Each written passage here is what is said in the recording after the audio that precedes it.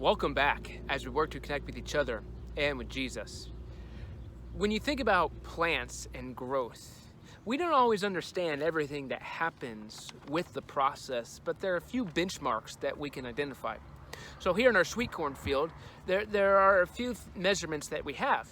We know that when we plant the seed, about 10 to 14 days later, we'll start to see sprouts. And once we see tassels on the corn, it'll be about 3 weeks before the corn is ripe and ready to pick. But there are a few things that can delay it. For instance, if it's too cold, the seeds will delay sprouting. If it's too wet, the tasseling will take longer for the corn to get actually ripe. And so we have some benchmarks, but that doesn't necessarily mean we understand every component of it. Now, I recognize that science has advanced more to know about the photosynthesis process of the plants, but the reality is, I just know it grows. I don't know much about it.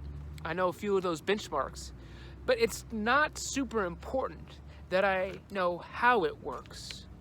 I just need to know what to look for and how to get the right conditions. Because when the right conditions are met, growth happens.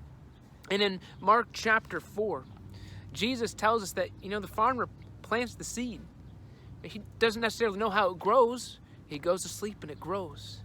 And that's what Jesus does for us. He has set the parameters for us so we know the conditions that we need. And when we meet those conditions, when we have a changed heart in our lives, when we authentically live out the message and the life that Jesus has called us to live, then growth is going to happen both in our lives and in the lives of those we impact.